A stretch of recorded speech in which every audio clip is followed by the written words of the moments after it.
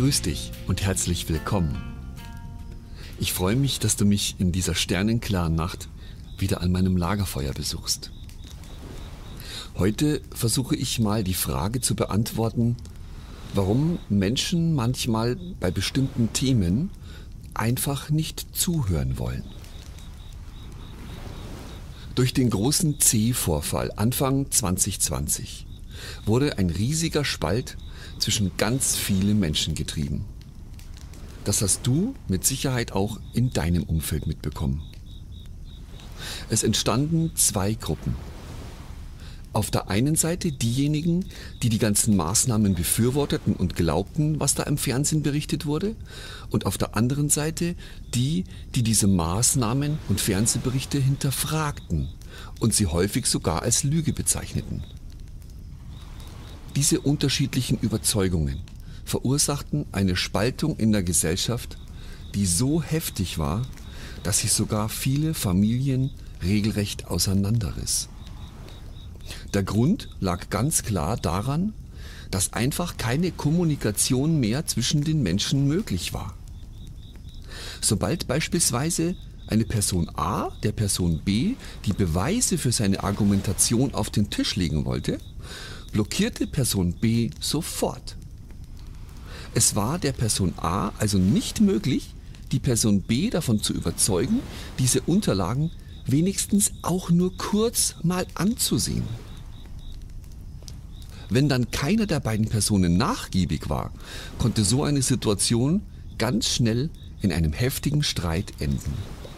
Vielleicht sogar mit Gewalt. Wie kann es sein, dass jemand bei bestimmten Themen nicht bereit ist, sich neuen bzw. anderen Informationen gegenüber zu öffnen? Meiner Meinung nach liegen die Ursachen dafür ganz klar an unserer Konditionierung.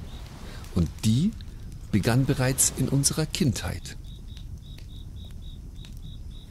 Im Grunde genommen ist doch jedes Kind ein regelrechter Informationsstaubsauger. Alles ist interessant und neu. Wo kommt das Geräusch her? Wie heißt das? Warum ist die Wiese grün und der Himmel blau? Und so weiter. Und wer gab dir damals die meisten Antworten darauf? Mama oder Papa? Zumindest war es in meiner Kindheit so. Da ich ja nicht weiß, wie es in deiner Kindheit so ablief, kann ich natürlich nur von meinen eigenen Erfahrungen berichten. Als ich mit 6 Jahren in die Schule kam, gaben mir zusätzlich auch die Lehrerinnen und Lehrer ganz viele neue Informationen. Darunter leider auch ganz viel Zeugs, das mich eigentlich gar nicht interessierte. Aber das ist eine andere Geschichte. Bei all der Flut an Informationen, die bis dahin auf mich einprasselten, tat ich eins nie. Ich hinterfragte sie nicht. Alles, was ich von meinen Eltern und den Lehrkräften hörte, nahm ich als die Wahrheit an. Das war einfach so und Punkt. Es kam mir überhaupt nicht in den Sinn, dass die Antworten auf meine Fragen und die Informationen, die sie mir gaben, eventuell falsch sein könnten. Ich vertraute ihnen allein schon deshalb, weil sie erwachsen waren. Erst mit Beginn meiner Pubertät begann ich damit, einige Dinge in Frage zu stellen.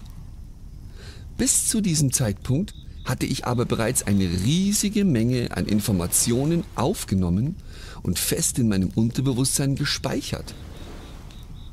Alles Informationen, die ich, wenn mich damals jemand gefragt hätte, als die Wahrheit bezeichnet hätte. Habe ich über diese Informationen jemals länger nachgedacht? Nein. Habe ich sie nachgeprüft? Nein.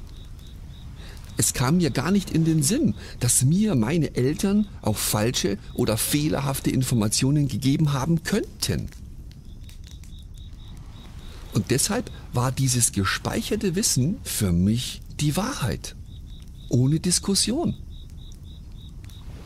Jeder, der etwas anderes behauptet hätte, dem hätte ich gar nicht zugehört, weil es, wie bereits gesagt, für meinen Verstand unmöglich war.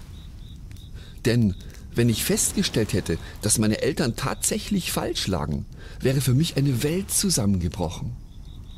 Und um mich davor zu schützen, blockierte mein Verstand, sodass ich diese neuen Informationen gar nicht aufnehmen konnte. Zumindest ist das meine logische Erklärung dafür.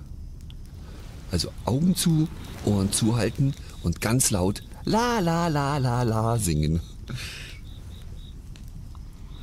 Auch in meiner frühen Jugend blieb das so.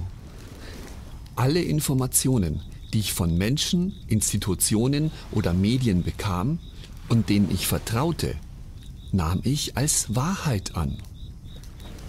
Ich prüfte sie nicht nach.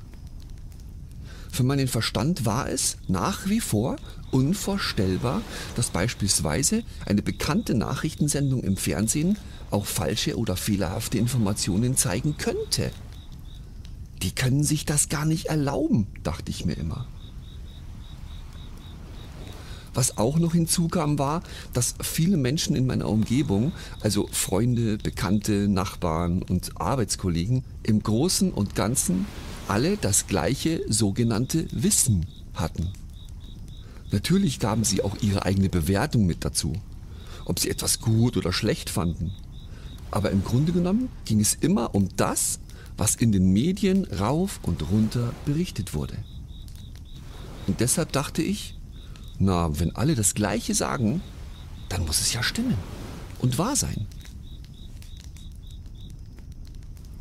Und eines Tages traf ich dann jemanden, der mir erzählte, dass das, was ich über unsere Geschichte, die Politik und über die Gesundheit wusste, größtenteils alles falsch sei. Das klang für mich so dermaßen abwegig und verrückt, dass ich natürlich sofort blockierte und ihm überhaupt nicht mehr zuhörte. Es schien mir einfach alles zu unmöglich, denn das hätte ja bedeutet, dass ich über 40 Jahre lang belogen wurde und ich das obendrein auch nicht bemerkt hatte. Dazu kam dann auch noch die unterschwellige Angst, dass diese neuen Informationen vielleicht sogar wahr sein könnten. Und so reagierte ich das ein oder andere Mal ziemlich aufbrausend und aggressiv, was mir im Nachhinein natürlich leid tut. Wie kam es nun dazu, dass ich neuen, vermeintlich abwegigen Informationen gegenüber offener wurde? Bei mir war es ein ehemaliger Arbeitskollege, der mit mir vor einigen Jahren über ein Video sprach, das er gesehen hatte und in dem sehr viele Hintergründe von unserem derzeitigen Finanzsystem aufgezeigt und in Frage gestellt wurde. Da ich ihn als Kollegen sehr schätzte und ihn vertraute, wurde ich neugierig und sah mir das Video zu Hause in Ruhe an und war erstmal komplett geschockt. Mein Verstand konnte diese Informationen, die dort gezeigt wurden, einfach nicht glauben. Also sprach ich am nächsten Tag mit meinem Kollegen nochmal darüber. Als IT-Leiter des Unternehmens konnte er natürlich sehr gut analysieren. Ich kannte ihn auch schon seit mehr als 2 Jahren und er hatte in unzähligen schwierigen Situationen mehr als bewiesen, wie clever und intelligent er so manche Probleme lösen konnte. Seine Argumente zu den Informationen in diesem Video waren für mich damals so schlüssig und nachvollziehbar, dass er mich echt zum Nachgrübeln brachte und ich mich deshalb in den nächsten Tagen weiter mit diesem Thema befasste. Und so bekam ich schließlich nach weiteren Recherchen aus unterschiedlichen Quellen ein völlig neues Wissen und Verständnis über unser Finanzsystem und später auch in vielen anderen Bereichen. Bei mir war es also eine Person meines Vertrauens, die es schaffte, meine innere Blockade zu überwinden. Speziell, wenn es um Informationen ging, die komplett von bekannten Narrativen und allgemein geltenden Meinungen abwichen. Diese neue Offenheit änderte letztlich mein komplettes Verständnis über die Welt und darüber bin ich wirklich sehr dankbar. Deshalb kann ich dich eigentlich nur um eines bitten. Wenn jemand, den du gut kennst und dem du seit Jahren vertraust, plötzlich mit einer Information um die Ecke kommt, die du vielleicht für verrückt hältst, dann erweise diesem Mensch trotzdem Respekt und hör ihm bitte zu. Gib ihm die Chance, dir das zu erzählen, was er weiß, und mach dir auch eigene Gedanken darüber. Wisch es nicht einfach wieder weg, sondern recherchiere selbst über dieses Thema. Und wenn es nur dazu dient, vielleicht das Gegenteil zu beweisen. Wenn dir dein Herz sagt, dass du einem Menschen vertrauen kannst, dann hör bitte auf dein Herz und gib das bitte auch an deinen Verstand weiter. Hör in diesem Fall nicht auf deine innere Stimme im Kopf, die dir wahrscheinlich etwas von verrückt, durchgeknallt oder Verschwörungstheorie erzählt. Bleib offen und gib diesem Mensch die Chance, dir zu beweisen, dass du ihm vertrauen kannst. So viel sollte dir eine gute Freundschaft oder Partnerschaft doch wert sein, oder? Vielen Dank, dass du heute wieder bei mir warst. Wenn es dir gefallen hat, dann freue ich mich über ein Like oder einen netten Kommentar. Und wenn du willst, dann schau doch das nächste Mal wieder vorbei. Bis dahin wünsche ich dir von ganzem Herzen nur das Beste.